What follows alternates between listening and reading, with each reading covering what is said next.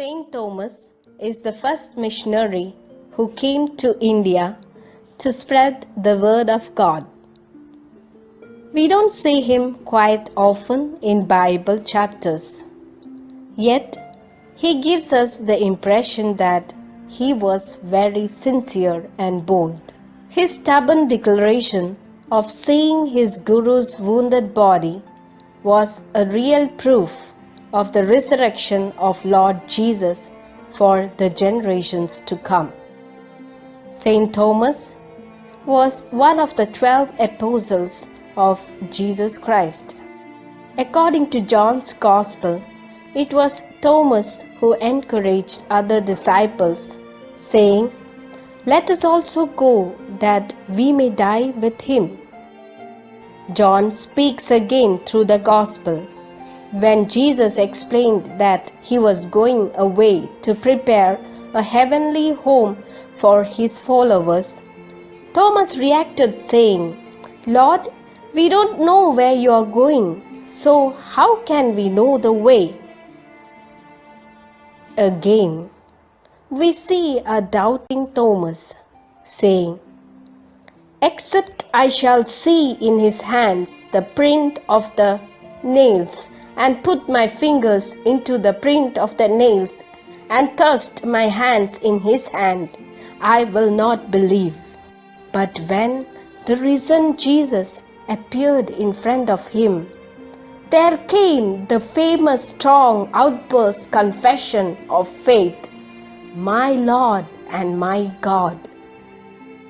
Then he traveled far off lands like India to spread the good news, the love of God, and about the resurrected Lord Jesus.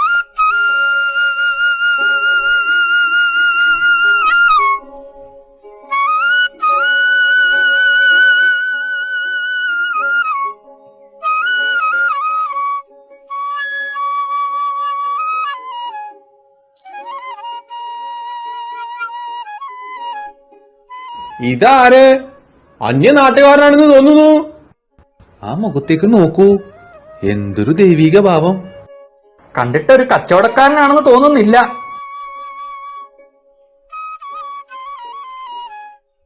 ദാ നോക്കൂ, കക്ഷി നമ്മുടെ അടുത്തേക്ക് വരുന്നു. ആരിത്? ഞാൻ പൗരസ്ത്യ ദേശക്കാരനാണ്.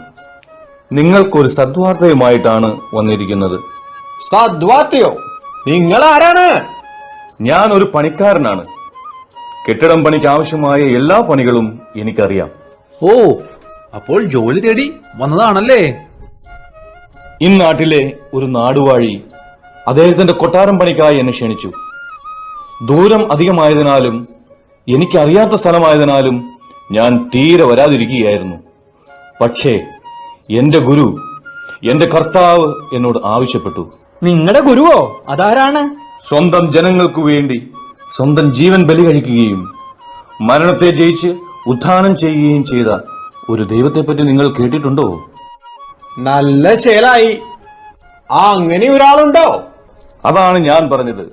രക്ഷയുടെ സദ്വാർത്തയുമായിട്ടാണ് ഞാൻ വന്നിരിക്കുന്നത്. അപ്പോൾ നിങ്ങൾ നാടുവാഴിക്ക് വേണ്ടി കൊട്ടാരം പണിയാൻ വന്നതല്ല അല്ലേ? ഉവ്, അദ്ദേഹത്തിനു വേണ്ടി അതിമനോഹരമായ ഒരു മാളിക പണിയുകയും വേണം. നിങ്ങൾ ഏതോ ഒരു ഗുരുവിന്റെ കാര്യം പറഞ്ഞല്ലോ. അദ്ദേഹം എവിടെയാണ്? അതിവിദൂരമായ പൗരസ്ത്യ ദേശത്തു നിന്നും. നിങ്ങളെ അദ്ദേഹം തനിയെ വിട്ടത് എന്തിനാണ്? സുഹൃത്തെ, എന്റെ ഗുരുവിന്റെ അനുഗ്രഹമല്ല, അദ്ദേഹം തന്നെ എന്റെ കൂടെയുണ്ട്. എന്താണ് ഈ പറയുന്നത്? അതെ, അന്ധകാരത്തിന്റെ നിഴലിലിരിക്കുന്ന സത്യദൈവത്തെപ്പറ്റി ഒരിക്കലും അറിഞ്ഞിട്ടില്ലാത്തവർക്ക് സത്യത്തിന്റെ വഴി കാണിക്കാൻ വേണ്ടിയാണ് എന്റെ ഗുരു എന്നെ അയച്ചിരിക്കുന്നത്. നിങ്ങൾ എന്തുട്ടാണ് ഈ പറയണത്? ശുദ്ധപോഷത്വം. സുഹൃത്തെ, ഞാൻ ഒന്നും പറഞ്ഞു തുടങ്ങിയിട്ടില്ല. മുഴുവൻ കേൾക്കുമ്പോൾ മാത്രമേ ഞാൻ പറയുന്നത് എന്തെന്ന് നിങ്ങൾക്ക് ഗ്രഹിക്കുവാൻ കഴിയൂ. ഗ്രഹിച്ചാലോ നിങ്ങൾ പിന്നെ ആ വഴിയെ മാത്രമേ നടക്കുകയുള്ളൂ.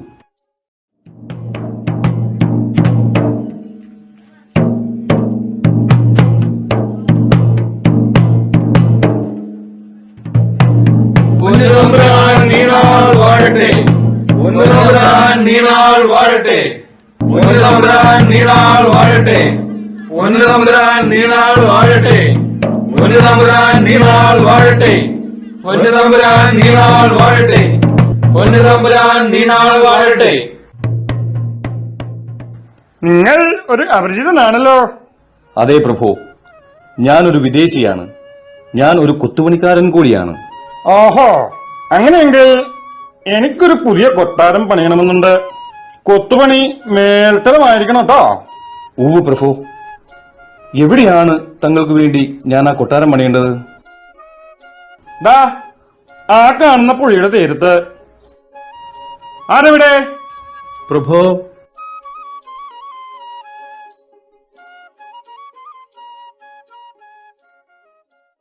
പൊന്നുതമ്പുരാൻ നീണാൾ വാഴട്ടെ. പൊന്നുതമ്പുരാൻ നീണാൾ വാഴട്ടെ. പൊന്നുതമ്പുരാൻ നീണാൾ വാഴട്ടെ. പൊന്നുതമ്പുരാൻ നീണാൾ വാഴട്ടെ.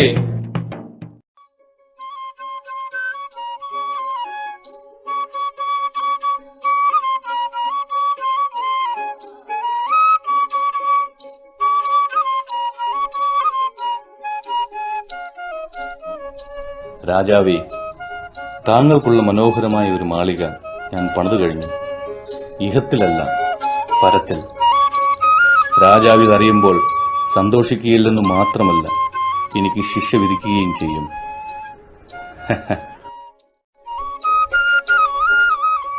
ഗുരുവേ, ഗുരുവേ, എന്നെ സുഖപ്പെടുത്തിയാലും. ഗുരുവേ, അങ്ങയുടെ ദൈവമായ കർത്താവിന് എന്റെ ഈ മുടന്തു മാറ്റാൻ കഴിയുമെന്ന് എനിക്ക് പൂർണ്ണ വിശ്വാസമുണ്ട്. സഹോദര, നീ പൂർണ്ണമായും വിശ്വസിക്കുന്നുവോ? ഉവ്വ് ഗുരു. എങ്കിൽ ദൈവമായ കർത്താവ് നിന്നെ സുഖപ്പെടുത്തട്ടെ.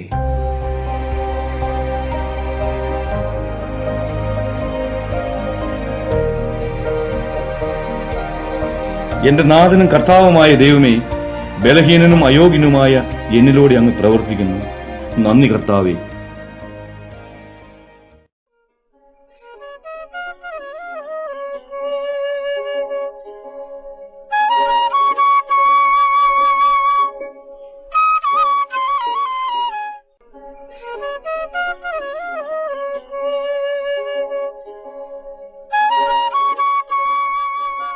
നിങ്ങൾ എന്താണ് ചെയ്യുന്നത്?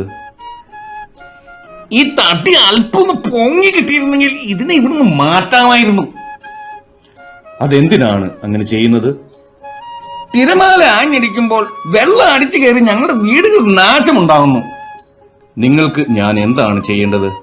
ഇത് ഇവിടെ നിന്ന് മാറ്റി ഒരു ഉയർന്ന തിട്ടയുണ്ടാക്കിയാൽ വെള്ളം അടിച്ചു കയറുന്നത് തടയാമായിരുന്നു.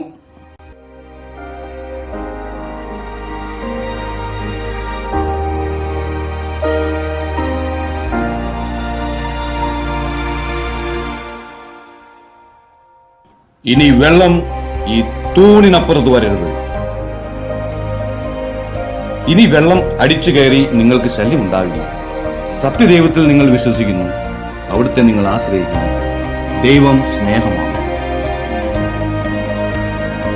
അന്ധവിശ്വാസങ്ങളുടെ അന്ധകാരത്തിൽ നിന്നും ഈ ദേശവാസികളെ പ്രകാശത്തിലേക്ക് ആനയിക്കാനാണ് എന്റെ നാഥൻ എന്നെ ഇവിടേക്ക് അയച്ചത്.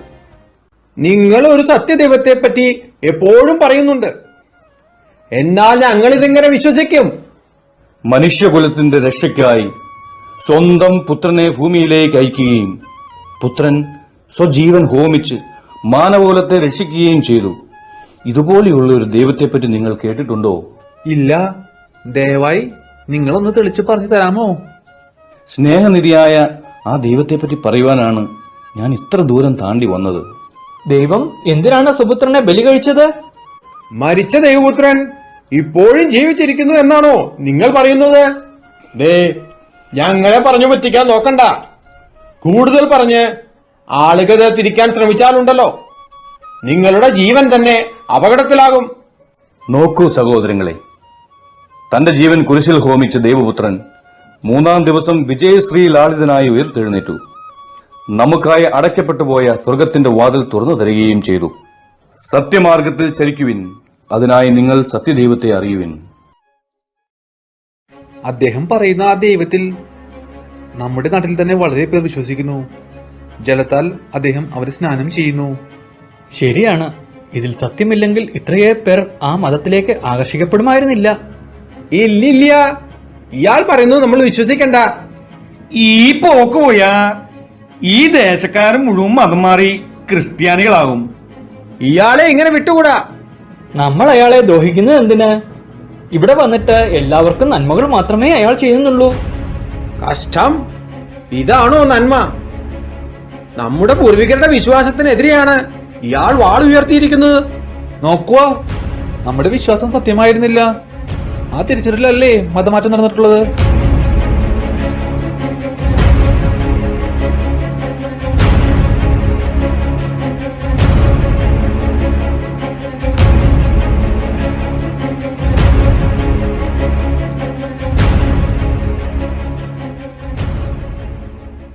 അയാൾ ആ ഗുഹയിലാണ് ഒളിച്ചിരിക്കുന്നത്. പല രാജകുടുംബങ്ങളും അനേകം ബ്രാഹ്മണരും അയാളുടെ വാക്കുകൾ വീണ് മതം മാറി. അയാൾ ഒത്തിരി അത്ഭുതങ്ങളും അടയാളങ്ങളും കാണിച്ചിട്ടുണ്ടായിരുന്നു. ഇനി ഒളിച്ചിരിക്കുന്നിടത്തുനിന്ന് അയാൾ മാറിക്കളയുമോ? നമുക്ക് അയാളെ വാക്കവരത്തിയേ പറ്റൂ.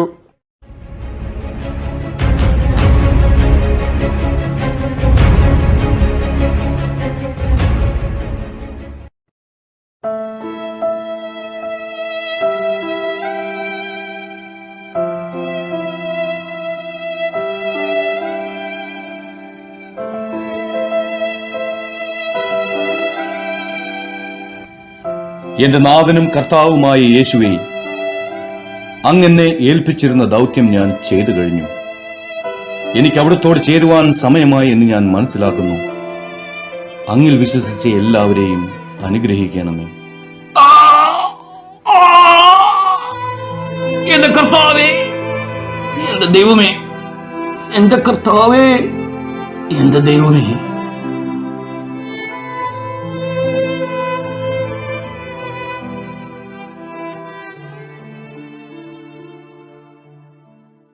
But the growth of the church did not stop. It multiplied and well established in the southern part of India. It flourished considerably in Kerala. നിത്യവിശ്രമം കൊള്ളുന്നു പുണ്യവാൻ ക്രിസ്തുദേവന്റെ ശിഷ്യോത്തമൻ.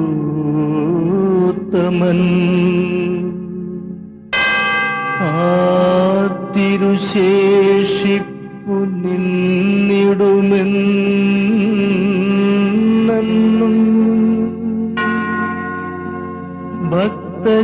ഭക്തജനങ്ങൾക്ക് സ്വർഗകവാടമാ.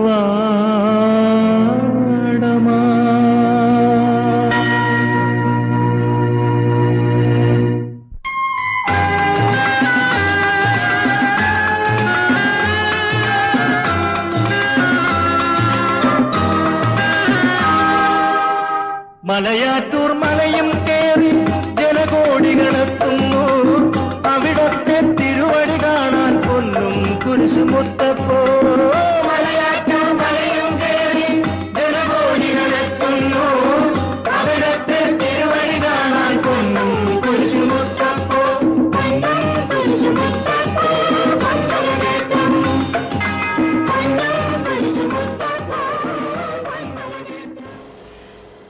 നിങ്ങളെന്തോ ഒരു ഗുരുവിന്റെ കാര്യം പറഞ്ഞല്ലോ. അദ്ദേഹം എവിടെയാണ്? അതിവിദൂരമായ പൗരസ്ത്യ ദേശത്തു നിന്ന് നിങ്ങളെ അദ്ദേഹം എന്തിനാണ് തനിയെ വിട്ടത്?